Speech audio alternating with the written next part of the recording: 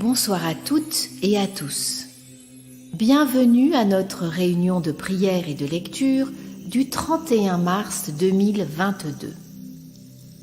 Nous sommes matraqués en permanence par des mots agressifs ou des images déstabilisantes. Les médias conditionnent nos comportements à notre insu et au-delà des mots et des images, les ondes délétères conditionnent notre mental et notre corps. À notre insu, nous sommes attaqués en permanence et nos énergies s'inversent. Nous devenons agressifs, colériques, angoissés. Les forces noires nous agressent car des failles sont en nous. Notre humeur change. C'est ce qui se passe également dans le corps et le mental de ceux qui ont reçu la semence de Lucifer. Lorsque les valeurs morales sont inversées, les énergies de vie sont bloquées également. La civilisation a séparé le corps et l'esprit chez les populations dites évoluées. Quelle erreur! Mais était-ce bien une erreur de la part de ceux qui décident pour nous? Pour tous ceux qui ont conservé la lucidité en eux et la conscience d'être et d'exister, cela a été voulu pour éloigner l'humanité de Dieu. Ce conditionnement a été induit également par ceux qui étaient censés nous rapprocher de Dieu, le comble de la trahison pour les Occidentaux. La vérité se fait jour depuis quelques décennies pour une partie de l'humanité et s'imposera totalement tel un tsunami dévastateur pour les ennemis du genre humain et de Dieu. Oui, le changement arrive et rien ne pourra le stopper. Dieu en a décidé ainsi. Amen. Je demande maintenant à chacun d'allumer une veilleuse et un bâton à côté de vous afin de nous unir dans le recueillement et la prière et de former une chaîne de lumière pour toutes les personnes connues et inconnues qui œuvrent pour la sauvegarde de l'humanité et par ce fait sont les guerriers pacifiques de Dieu. Merci et bonne réunion.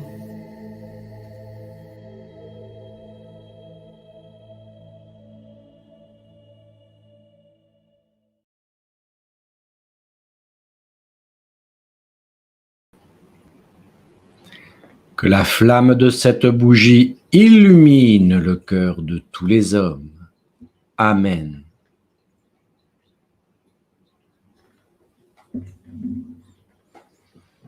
Prière. Seigneur Jésus, je m'agenouille devant toi afin que tu m'aides à reconstruire ma vie. Seigneur Jésus, j'ai confiance et j'ai été trahi. Donne-moi la force de me relever. Seigneur Jésus, toi qui es tout pour nous, fais renaître en moi l'espérance. Seigneur Jésus, souffle ta miséricorde sur mon âme, afin que je puisse te rejoindre dans la paix.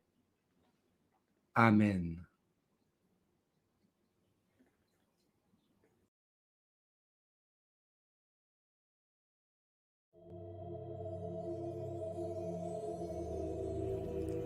Ô Marie, protectrice de l'humanité, chasse les démons du corps des possédés. Ô Marie, protectrice de la terre, chasse les poisons répandus sur la nature. Ô Marie, protectrice de tout ce qui vit, chasse Lucifer des sables du désert. Ô Marie, protectrice de l'univers, chasse les adeptes du Hell. et fais en sorte que tous les portails soient refermés. Au nom du Père, du Fils et du Saint-Esprit. Amen.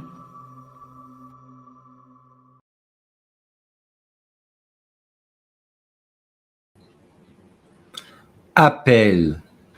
Moi, Père Éric, serviteur de Jésus le Christ, mon Maître vénéré, j'appelle toutes les saintes et tous les saints, ainsi que Saint Vladimir de Kiev, Saint Olga, Saint Théodose, à notre secours, afin de stopper les massacres que les nazis d'Ukraine perpétuent sur le peuple innocent. Je les supplie d'intercéder auprès des hautes sphères pour aider les populations martyres de ce pays profané. Je demande à tous les guerriers du ciel de me prêter leur force et de veiller à ce que nos demandes, nos prières, nos suppliques, nos exorcismes soient couronnés de succès. Au nom du Père, du Fils et du Saint-Esprit. Amen.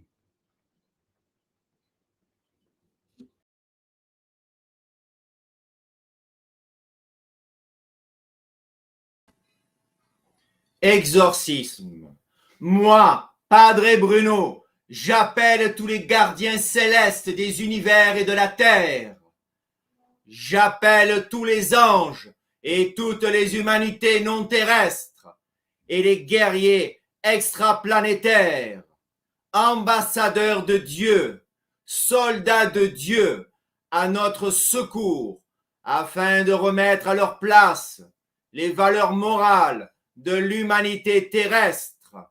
Au nom de Jésus le Christ, que toutes les énergies inversées utilisées par les esclaves de Satan soient bloquées et neutralisées. Au nom de Jésus le Christ, que toutes les ondes dévastatrices et mortifères soient anéanties. Au nom de Jésus le Christ, que tous les instruments et machines des esclaves de Satan soient stoppés et réduits en cendres. Au nom de Jésus le Christ, que la conscience des humains pollués par les poisons noirs de Lucifer revienne à la réalité de leur existence et qu'ils se tournent vers la source de toute vie. Au nom de Jésus le Christ, que toutes les installations émettrices des ondes délétères qui stoppent l'énergie spirituelle de la source de vie soient détruites afin de libérer les âmes. Au nom de Jésus le Christ, que tous les laboratoires chimiques qui fabriquent des médicaments soient réduits en cendres. Au nom de Jésus le Christ, que tous les fabricants de produits mortifères qui neutralisent la vie dans les semences soient anéantis. Au nom de Jésus le Christ, que tous les humains qui utilisent des poisons pour leur culture soient dénoncés et jugés pour empoisonnement. Au nom de Jésus le Christ, que tous ceux qui fabriquent les boissons frelatées soient arrêtés et jugés. Au nom de Jésus le Christ, que tous les industriels qui utilisent des parties de corps humains dans la nourriture et les boissons vendues au peuple soient arrêtés et jugés comme criminels. Au nom de Jésus le Christ, que tous les commerçants et pharmaciens qui vendent des produits dangereux pour la santé qu'ils sont censés restaurer soient arrêtés et condamnés. Au nom de Jésus le Christ, que tous les complices de ces actes criminels soient dénoncés, jugés et condamnés. Au nom de Jésus le Christ, que tous ceux qui exploitent des enfants, des adolescents ou des adultes pour la pornographie soient dénoncés, jugés et condamnés. Au nom de Jésus le Christ, que tous les humains qui détériorent le sexe de naissance des humains soient dénoncés, jugés et condamnés. Au nom de Jésus le Christ, que tous ceux qui écrivent et diffusent des livres qui poussent les humains dans les genres non issus de la divine création soient dénoncés, jugés et condamnés, et leurs livres détruits, ainsi que tous les supports tendancieux et blasphématoires. Au nom de Jésus le Christ, levez-vous, soldats de Dieu, mettez-vous au service du Sauveur du monde. Battez-vous, guerriers pacifiques, il est temps.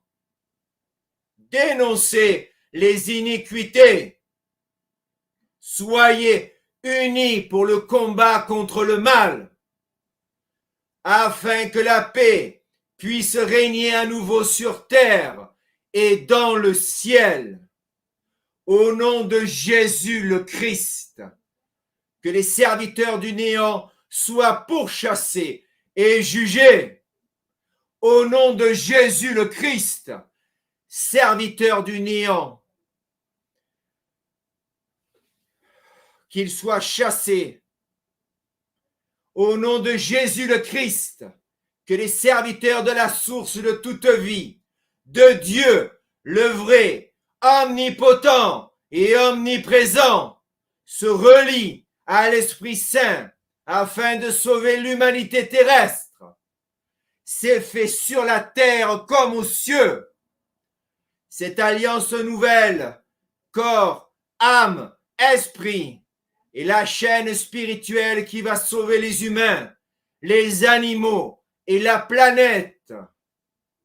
Au nom de Jésus le Christ, notre Sauveur, que cette alliance se concrétise par vos pensées et vos actions partout où vous vous trouvez, pour que la terre survive, pour que la nature survive, pour que les animaux survivent, tous unis par la force inaltérable de la vie et pour la vie.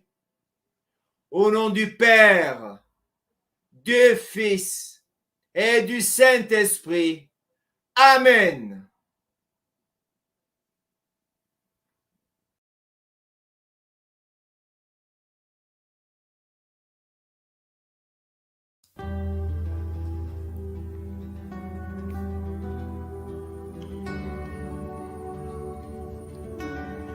Annonce de dernière minute. Les sorcières d'Ukraine ont annoncé qu'elles allaient pratiquer un rituel de mort contre Vladimir Poutine, contre le peuple russe et contre tous ceux qui ne soutiennent pas l'armée nazie. Elles ont lancé un appel pour que tous les sorciers et les sorcières de la planète se joignent à elles. Elles vont faire appel aux dieux de la guerre, Odin et Thor, etc., etc. Quelle ignorance! Cette opération militaire russe est interne à la Russie, car l'Ukraine fait toujours partie de la Russie. Tous les gouvernements le savent et mentent. Nous sommes tous impliqués dans cette lutte du bien contre le mal. Il est indispensable de réaliser une chaîne de lumière et de prière pendant 21 jours. Ces servantes de Lucifer n'ont pas choisi le 31 mars par hasard. Mais nous avons les armes du ciel, de Jésus et de Marie, par les prières, pour contrer tous ensemble cette engeance diabolique. Écoutez journellement les anciennes réunions, afin que les exorcismes résonnent partout sur la toile et neutralisent leur infâme projet. Tous ensemble, prions pour la victoire du bien, que les armées célestes veillent sur l'humanité, sur Vladimir Poutine et sur le peuple russe. Amen.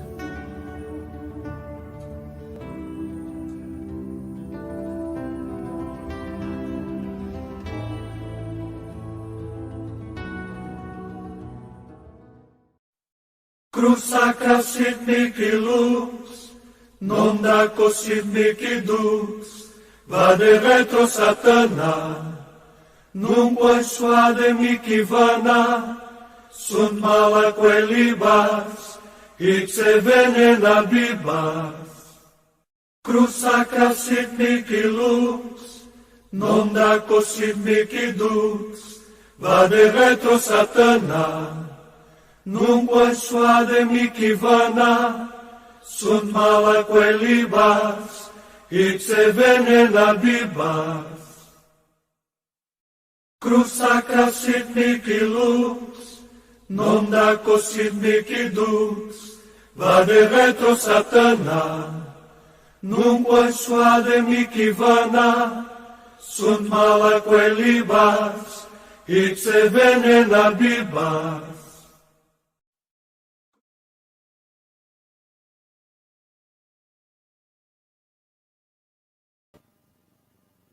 Mes amis, nous sommes confrontés à un danger imminent de guerre mondiale. C'est le but poursuivi par les engences nazies des descendants des pharisiens. Nous ne voulons plus que les suppôts de Lucifer décident pour l'humanité. Nous souhaitons tous vivre en paix. Nous ne voulons plus de massacres. C'est pourquoi nous tous, réunis, soldats pacifiques de Dieu, œuvrons et prions pour la paix partout sur terre. Appel. Moi, Padre Bruno, j'appelle les gardiens de la terre et du ciel à notre secours pour pratiquer ce rituel d'exorcisme avec Père Éric. Que Padre Pio veille sur nous également, afin que nos mots soient justes. Que toutes les armées du ciel fondent sur les antichrists et révèlent au monde entier le fiel qui les anime. Leur cœur est sec. Leurs mensonges sont des excréments dans les oreilles. Leurs bouches bavent. Leurs mains sont maudites, leurs yeux sont vides. Ils ne sont que des carcasses vides. Les démons les habitent. Ils sentent la charogne. Leurs visages sont déformés par la haine. Que les démons soient immolés dans la fournaise des enfers. Au nom du Père, du Fils et du Saint-Esprit. Amen.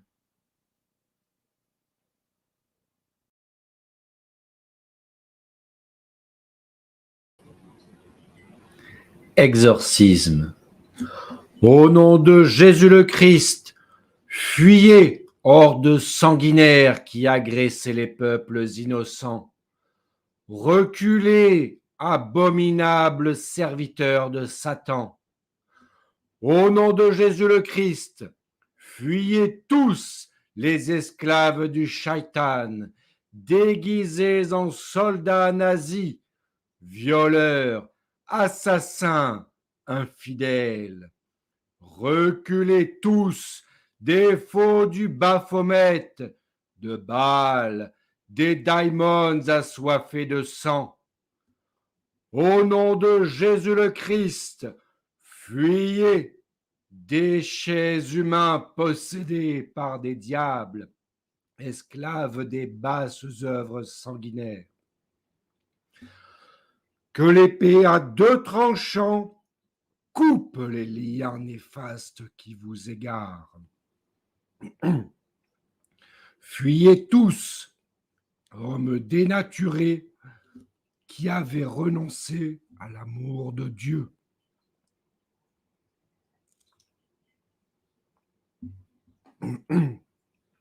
Au nom de Jésus le Christ, que toutes ces coques vides et sans âme s'écroulent au sol.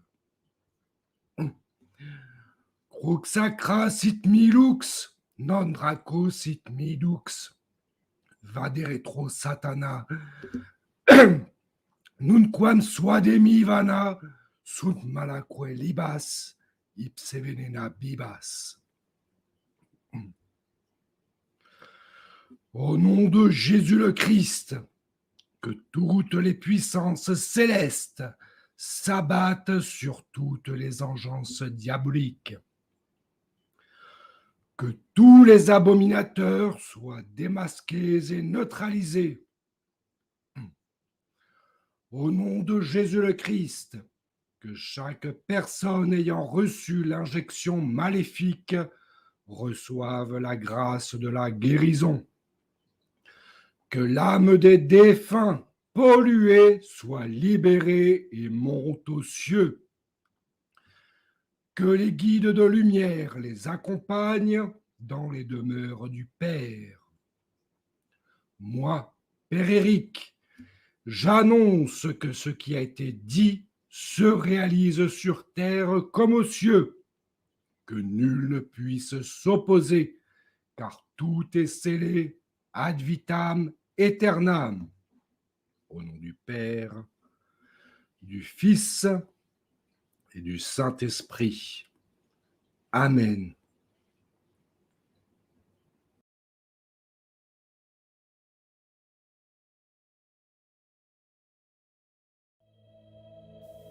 Nous pensions tous que cela n'allait pas durer, cette pandémie à géométrie variable.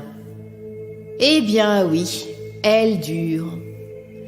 Les malfaisants s'accrochent à leur poste de commande. Après avoir transformé une grande partie de l'humanité en malades pollués par des produits toxiques diaboliques, ils persistent, car les gens ne meurent pas assez vite. Leurs démons ont faim. Il leur faut des âmes humaines pour rester sur notre plan terrestre. Il leur faut de la souffrance, des malades dont ils absorbent les vagues d'énergie issues de la douleur. Imaginez un patron qui avait 8 employés et qui, à présent, n'en a plus, car tous sont gravement malades à cause de la pollution délétère de ce remède qui était censé les protéger, ce fameux Vax contenant la semence de Lucifer. Cela n'est qu'un tout petit exemple. Les pompes funèbres, soutenues par l'État, peuvent assumer un travail cohérent grâce aux 14 jours de délai d'inhumation. C'était 3 jours de délai légal il y a peu de temps. Pourquoi ? Parce qu'il y a tellement de victimes du poison noir que 24 heures de travail par jour ne suffisent plus. Et oui, les victimes de la semence de Lucifer se battent courageusement pour survivre, mais on ne les soigne pas. Les collaborateurs de la pseudo-médecine officielle franc-maçonne savent très bien que tous ces gens n'ont que peu de chances de survivre et ils s'en fichent. Est-ce que tous ces comportements ne rappellent pas les camps de la mort de la clique d'Hitler ? Les médecins sataniques des camps de la mort avaient autant de cobayes qu'il leur en fallait. Aujourd'hui, l'humanité entière est prise en otage et sert de cobaye. Seulement ceux dont l'âme est éclairée par la lumière véritable de Jésus le Christ ont refusé d'être des cobayes. Cela ne veut pas dire qu'ils sont plus spirituels ou plus religieux que les autres. Cela signifie qu'ils sont lucides et qu'ils ont su voir, entendre, comprendre les pièges des malfaisants et que leurs guides spirituels ont pu leur donner la force de résister à la propagande nazie. De plus en plus de personnes semblent se réveiller de ce cauchemar planétaire. Nous sommes de plus en plus nombreux. L'espérance renaît en l'humanité. Nous gagnerons totalement et les maléfiques seront poursuivis et jugés jusqu'au dernier. N'en doutez pas. Jésus, Sauveur du monde, gagne toujours. Amen.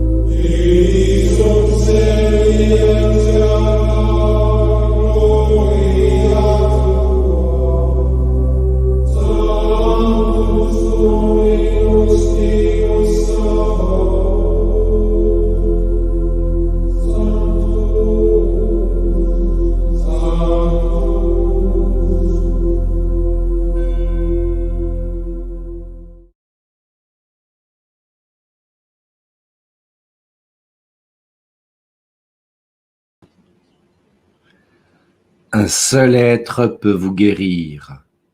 Un seul être peut vous libérer des chaînes de l'égoïsme. Un seul être peut anéantir les poisons de la pornographie. Un seul être peut chasser les démons de vos vies.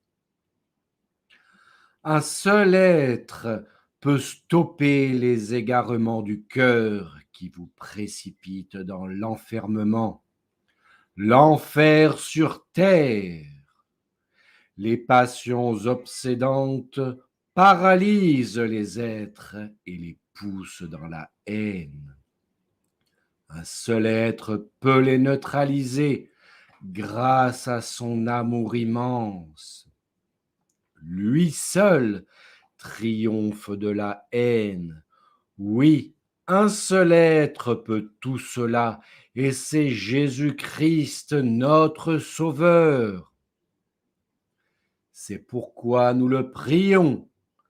Seigneur Christ, ouvre notre esprit. Seigneur Christ, stimule notre conscience. Seigneur Christ, chasse loin de nous la convoitise et les péchés. Seigneur Christ, apprends-nous à t'aimer et à nous aimer nous-mêmes, afin que nous puissions entrer en relation avec toi. Ouvre la porte du sanctuaire sacré, afin de devenir des guerriers pacifiques au service de Dieu dans ses œuvres divines sur terre. Amen.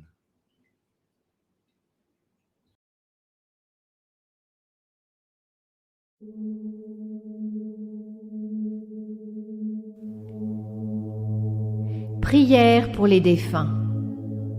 Seigneur, daignez écouter ma supplique pour les défunts dont l'âme erre dans le bas astral et dans les purgatoires.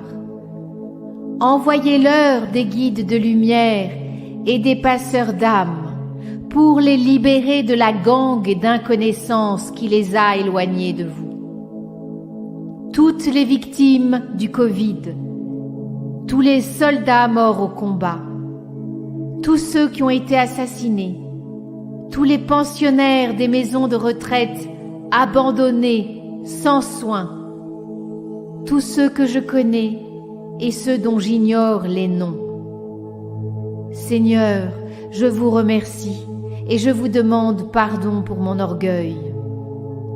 Au nom du Père, du Fils et du Saint-Esprit. Amen. Plus que jamais, nous devons prier pour les âmes qui errent dans les cimetières et dans les bas-fonds proches des enfers. Nous devons unir nos forces afin que les puissances célestes sauvent les âmes immortelles en perdition. Merci.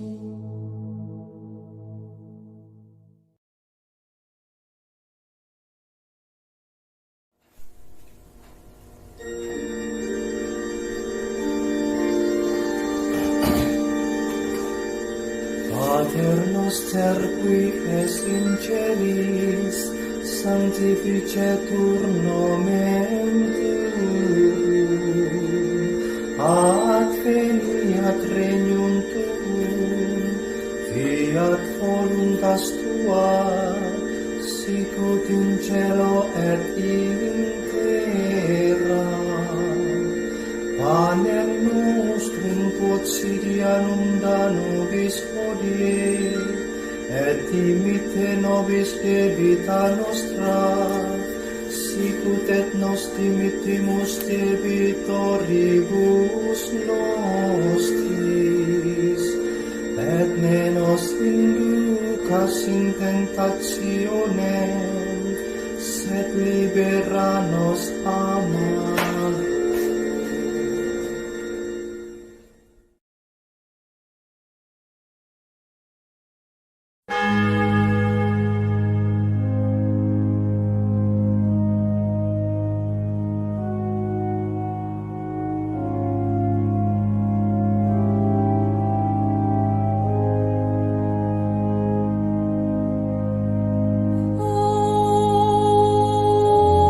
Over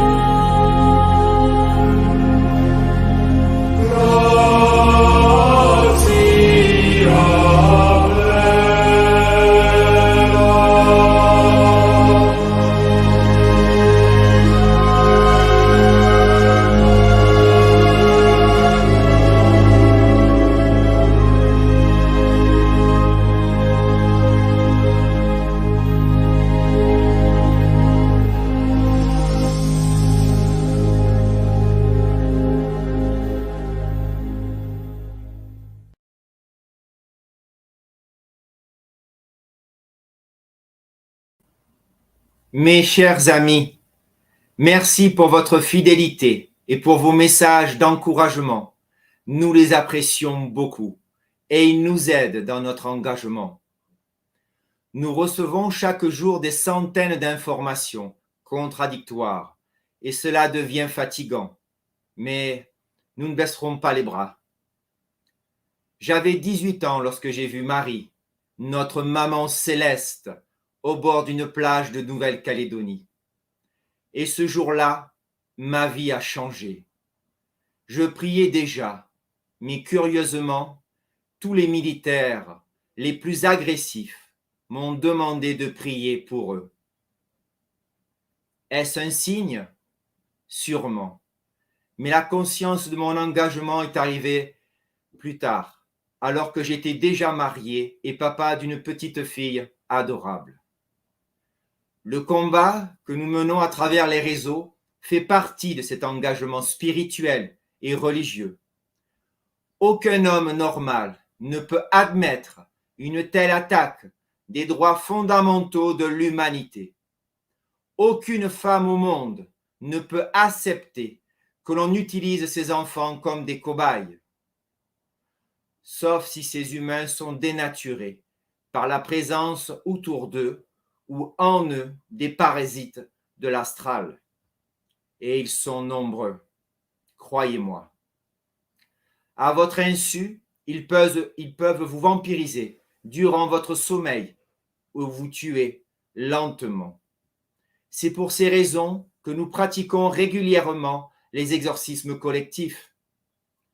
C'est aussi pour vous protéger que nous avons fait des vidéos spéciales pour l'eau bénite et la ligature, la prière contre le feu et les inflammations. Nous continuerons à vous transmettre ces connaissances qui font partie de l'héritage chrétien.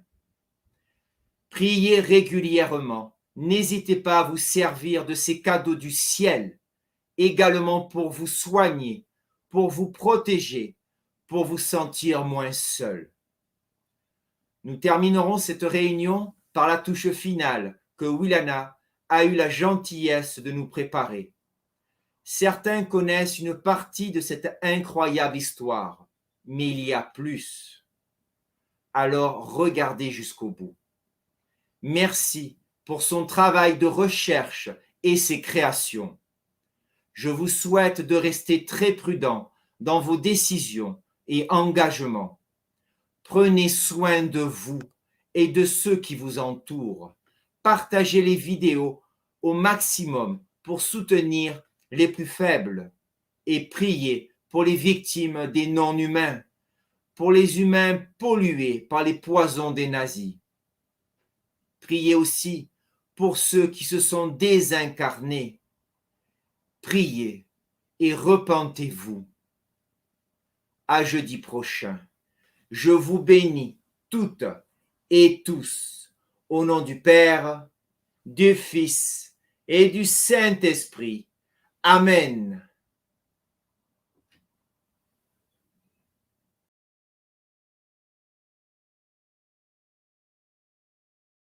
Bonjour à toutes et à tous.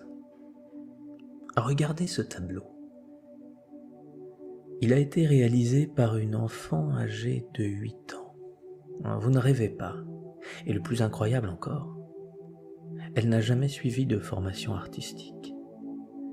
Cette peinture représente Jésus. Et cette petite fille l'aurait réalisée de mémoire, car elle dit avoir rencontré le Christ. Tout ceci vous semble incroyable, n'est-ce pas? Alors, laissez-moi vous raconter son histoire. Et vous apprendrez bien des choses, non seulement sur sa vie, mais aussi sur la vôtre. Et vous comprendrez que vous aussi êtes artiste et capable de faire de grandes choses. La personne dont voici l'histoire se nomme Akiane Kramarik. Elle est originaire d'une famille pauvre. Son père vient des ghettos de Chicago et sa mère est une réfugiée lituanienne fuyant le régime communiste. Akiane est née en 1994 dans une petite maison délabrée. Ses parents n'ayant pas de quoi payer l'accouchement, elle fut mise au monde sans sage-femme, comme ses deux frères aînés. À sa naissance, son père est tombé soudainement très malade et a failli mourir, très probablement à cause des toxines dans l'eau du puits. Car oui, j'ai oublié de vous dire que leur maison se trouvait à proximité d'une centrale nucléaire et d'un champ de maïs où les épandages de pesticides étaient fréquents. Face à cette situation critique, la mère d'Akiane décide de lancer une entreprise à domicile pour subvenir aux besoins de la famille. Et alors que sa mère pensait simplement gagner un peu d'argent, son entreprise ne cesse de croître et d'avoir du succès. Grâce à cela, ils vont pouvoir déménager de leur maison sordide. La famille a la joie de goûter enfin à un peu de confort, ce qui les change du lieu insalubre dans lequel ils vivaient précédemment. Le père d'Akiane va enfin se sentir mieux et guérir de sa maladie. Et là, contre toute attente, sa mère va décider de quitter son entreprise et de vendre leur maison. En effet, elle avait alors 3 enfants très jeunes et elle se rendait compte que son travail l'empêchait de les voir. Et ayant conscience que les premières années de la vie sont très importantes, elle renonce à la fortune pour donner tout son temps à ses enfants. Akiane se souvient avoir perdu le confort de leur précédente maison qui avait une grande bibliothèque et une grande piscine, mais elle ne regretta jamais cela, car à la place, elle avait sa maman à ses côtés, qui lui donnait son maximum. Non seulement elle lui offrait du temps, mais aussi de l'attention. Alors qu'Akiane est toute jeune, sa mère passe des heures à l'écouter, car Akiane vit des événements qui sortent de l'ordinaire. Elle raconte qu'elle communique avec son ange. Elle se met aussi à dessiner alors qu'elle est toute jeune. Vous me direz que tous les enfants dessinent, mais regardez, un de ses premiers dessins réalisés seulement à l'âge de 4 ans. Et alors que personne ne fait attention aux événements extraordinaires qui parcourent sa vie, sa mère est là pour elle et l'écoute avec la plus grande des bienveillances. Akiane dit comprendre que Dieu a un plan particulier pour l'univers et que rien n'est laissé au hasard. Elle a des réflexions qui dépassent de loin son âge, voire même de la majorité des adultes qu'elle côtoie. De plus, ses parents sont complètement athées et ne comprennent pas d'où lui vient cette source d'inspiration pour parler de Dieu et des anges. Mais un jour, il va se produire un incident complètement déroutant. Akiane va disparaître. Oui, vous avez bien entendu, elle disparaît. Sa famille, ne la voyant plus, commence à croire que le pire est arrivé et les forces de police sont immédiatement prévenues. Toute la ville est en émoi et des recherches se mettent en place. Des soldats de l'armée viennent en renfort, les pompiers aussi, et des battues sont organisées avec des chiens pisteurs. Les voisins viennent prêter main forte. La maison et les environs sont passés au peigne fin, mais Akiane est introuvable. Puis, aussi mystérieuse que fut sa disparition, elle va apparaître à nouveau dans la maison, sous les yeux même de plusieurs témoins. Ni la famille, ni les policiers ne comprennent ce qui s'est réellement passé. À ce sujet, Akiane confiera à sa mère « Je me souviens m'être scindé en une myriade de fragments, des centaines et des centaines d'yeux qui pouvaient voir dans toutes les directions et participer à de nombreuses procédures planétaires et extraplanétaires impératives en même temps. » À partir de là, Akiane va ressentir de plus en plus le besoin de peindre ce qu'elle a vu lors de ses expériences. Elle va commencer avec la peinture à l'huile, mais elle fait des erreurs et se décourage. Sa mère va toujours être d'un grand soutien pour elle. Quand elle voit sa fille désespérée de ne pas faire aussi bien que d'autres peintres, elle lui répète les mots suivants. « Un grand artiste n'est pas meilleur que les autres, Akian. Un grand artiste fait en sorte que les autres se sentent mieux. Et un véritable artiste est celui qui finit jusqu'au bout. » Akian, au fond d'elle, ressent les choses de manière très profonde. Quand elle entend des gens parler du paradis, de Dieu ou de Jésus, elle trouve toujours que cette réalité est décrite sous un angle trop étroit. Pour elle, ce n'est pas une allégorie, mais une réalité bien plus concrète que notre monde physique.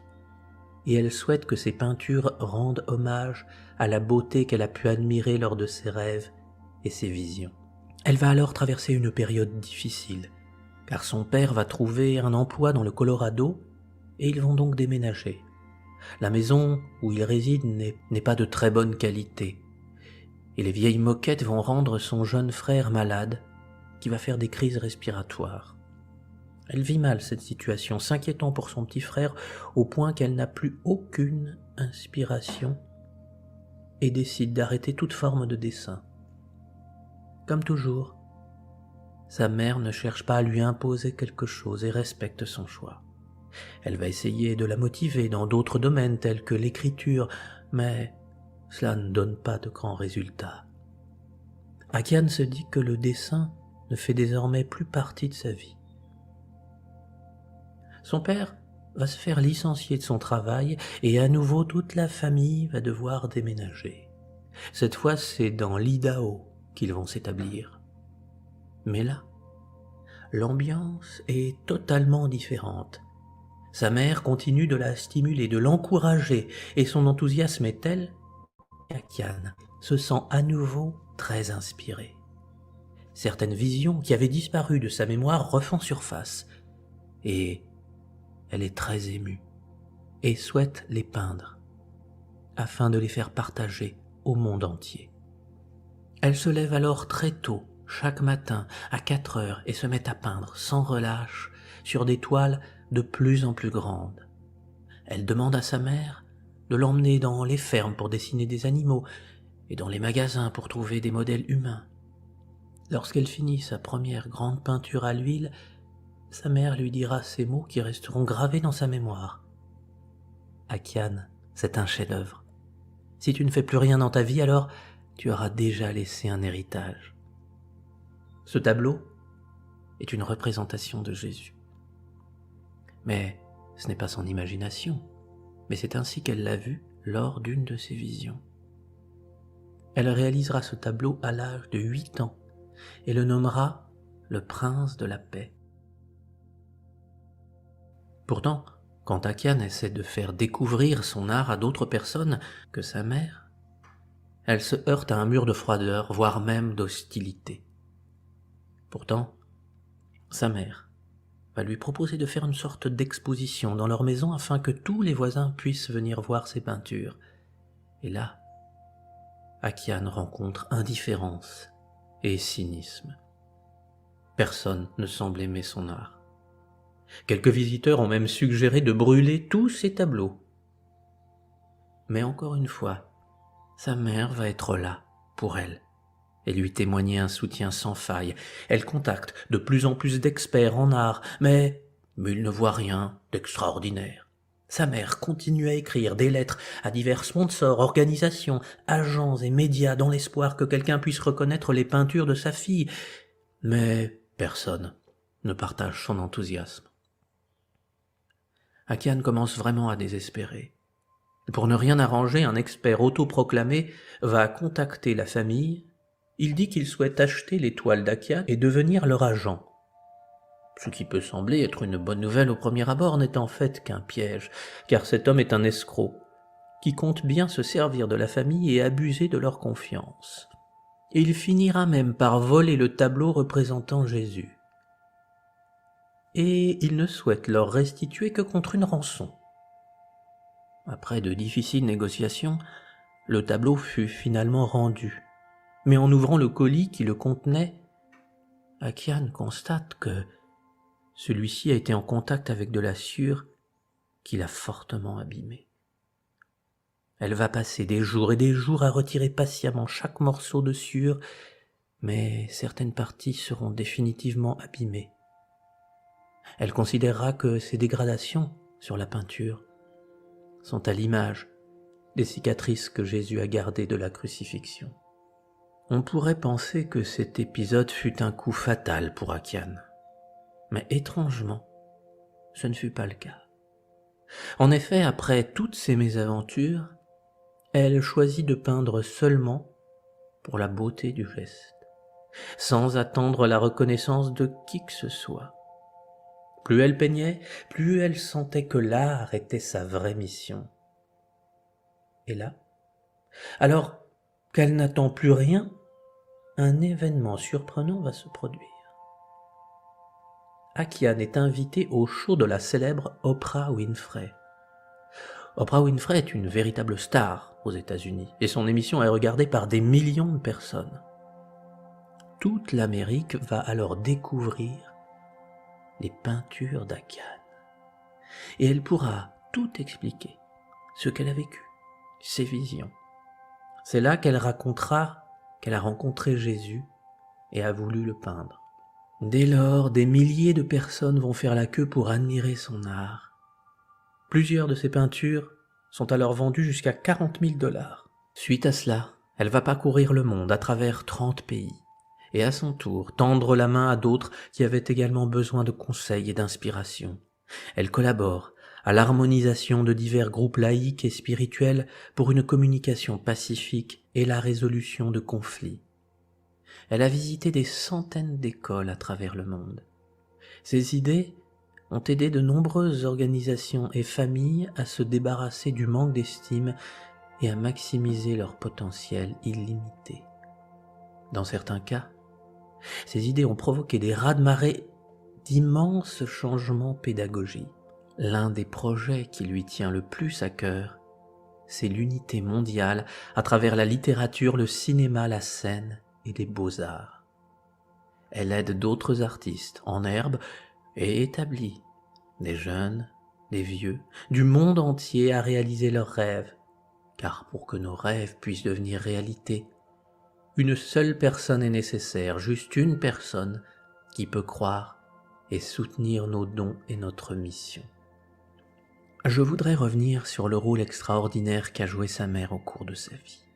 Elle a tout donné pour ses enfants. Elle a quitté un travail lucratif pour s'occuper d'eux. Elle a donné du temps à Akiane, de l'attention. Elle l'a soutenu sans faille, a toujours été là dans les moments difficiles.